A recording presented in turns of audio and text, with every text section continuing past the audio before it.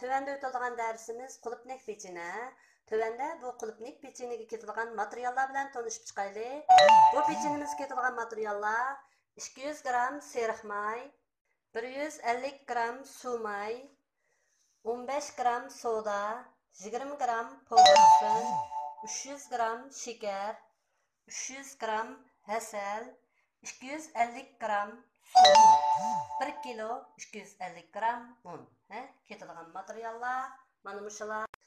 Bu peçenimizin bezek üçün ketilgan materiallar bilan tanışıp chiqayli.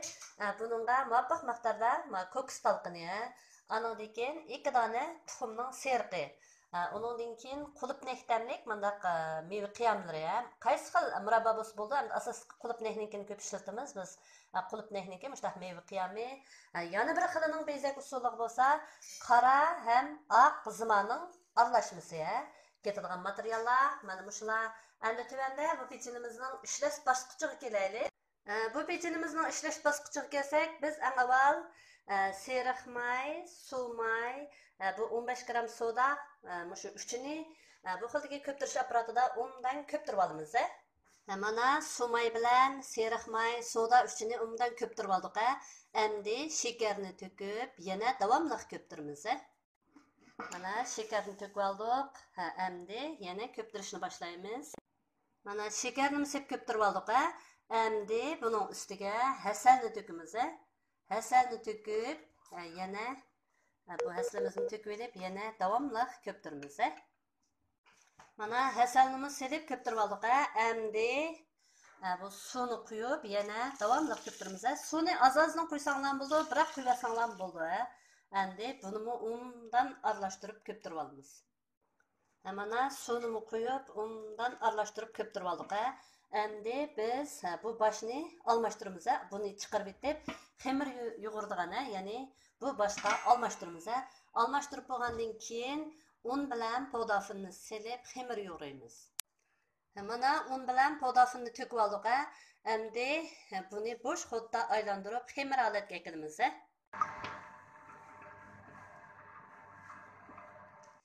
Şu xamir yug'urish jarayonida xamiringiz bek bo'shib qilib qolsa 100 gramcha, 50 gramdan 100 gramgacha un jalashqa bo'ladi. Chunki bir xil un bilan yana bir xil unlarninki suv yeyish o'xshash bo'lmaganligi uchun ba'zida un jalashqa to'g'ri keldi.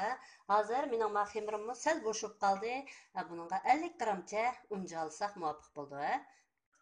Mana bu xamirimizni yug'urib oldik. Mana normal darajada xamir bo'ldi. Endi bu xamirimizning rastlash bosqichiga kelsak, biz bu xamirimizni muvaffaq miqdorda bunda evalimiz. Evilib buni pilt qilamiz. Bunda qilib kichik pilt holatga keltiramiz. Silliq holatda. Ekilib buni bunda evalimiz. Egib buning uchini mana taq uzib evasak, bu mana maxil shaklda rastlandi. Mana bir qo'lam bo'lg'achqa, mana u chiroyli rastlanmay qoldi. Mana mushkul usulda rastlab olamiz. Mana bu xamirimizni yug'urib oldik. Bo'shma emas, chingma emas, normal darajada xamir bo'ldi. Endi biz bu xamirimizni muvaffaq miqdorda qo'limizga elib, buni pilt qilib olamiz. Mana maxil holatda pilt qilib olamiz. Endi buni pilt qilib olgandan keyin, buni bunda egiltirib, mana ko'ringlar, bunda egiltirib, mana uchini taq qilib yepishtirib, buni bunda uzib olamiz. Uzib olsak, bu mana taq qilib yepishtirib, buni bunda uzib olamiz. Uzib olsak, bu mana mushkul holatda rastlandi. Mana ko'ringlar. Hamma pechenimizni mana mushkul holatda rastlab olamiz. Mana bu pechenimizni rastlab tayyor qilib oldik. Mana tekshir holatda rastlab oldik. Endi buning yuziga bu tuxum seriqi surkaymiz. Hammasining yuziga tuxum seriqi surkaymiz. Mana bu pechenimizga tuxumning seriqini mana shunday surkib olamiz. Ama şu pechenlarning hammasiga tuxumning seriqini mushta surkab bo'lgandan keyin bu pechenimizni oldin qisitilgan duxovkaga, ya'ni 200 180 gradusda 20 minutdan 25 minutgacha aralıqda pishirib olamiz. Buning ham yana bir xil rasalash usuli bo'lsa, yana bayqaga o'xshash holatda buni pilt qilib olamiz. Pilt qilib, buni yana bayqaga o'xshash raslaymiz. Mana mushkul holatda buni o'xshash raslab bo'lgandan keyin buning yuziga bu tuxum seriqini surkaymiz.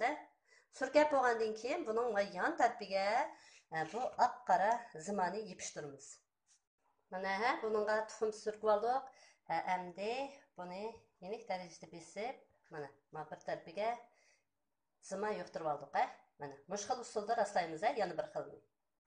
Mana bu pechenimizni rastlab tayyor qildik. Mana yuziga tuxum seriqi surkab, bir tarafiga qora oq zimaning aralashmasini yepishtirib tayyor qilib oldik. Endi bunimi duxovkaga silib, boyaqi gradusga o'xshashlar 190 da 200 gradusda, osti 200, tepi 190 gradusda 20 minutdan 30 minut qadar pishirib olamiz. Unda bo'lsa buni duxovkaga silib pishishini saqlaylik. Mana bu pechenimizmi pishib chiqdi. Endi biz buning yuzini quruq narsa bilan etimiz. Etqa vaqtimizda bu texim paqroq chiroyli holatda bo'ladi. Undan keyin buni etib bo'lgandan keyin buni muzlatamiz. Muzlagandan keyin bu ikkini bir qilib, mana ikkini bir qilib chaplab bezaymiz. Unda bo'lsa bu muzlagandan keyin buni bezaylik. Mana yana bir xil shaklda bezgan pechenimizmi pishib chiqdi. Mana ko'ringlar. Endi buningga boshqa xil bezak ketmaydi. Mana mush xil usulda ham pishirib elib, buni muzlagandan keyin taxslarga elib iste'mol qilsak bo'ladi. Mana bu pechenimizmi muzladi. Endi biz buning tagiga bu meva qiyamini, qulupnay qiyamini surkaymiz. Mana qulupnayning qiyamini mana bunda surkib elib, buning tepiga yana bir tanesini chap. Mana buni mana mush xil usulda chaplab olamiz. Chaplab bo'lgandan keyin bunun içini uçunu eris sürksanlar bo'ldi, hasal sürksanlar bo'ldi, yoki bo'lmasa mushu meva qiyamni o'ziga taklisanlar bo'ldi. Mana bu xil usul orqali buni uçunu mushdan namdab olamiz. Namdab olgandan keyin bu ko'kis talqiniga mana bosamiz. Mana ko'ringlarmi? Mana mush xil usul orqali bezaymiz. Mana mush pechenimizning hammasini mana mush xil usulda bezab olamiz. Mana shuning bilan bu pechenimizni bezab tayyor qilib oldik. Mana ko'ringlar. Arasıga qulupnayning meva qiyamini elib, ikki qavat qilib chapladik. Undan keyin uçunu yana shu meva qiyamiga, qulupnayninki meva qiyamiga chilab, ko'kis talqini yo'qtadik. Mana yana bir xilini bo'lsa, tuxum seriqi surkab, oq qora zima yepishtirib pishirdik. Mana shu ikki xil usulda har ikkilisi o'ziga chiroyli.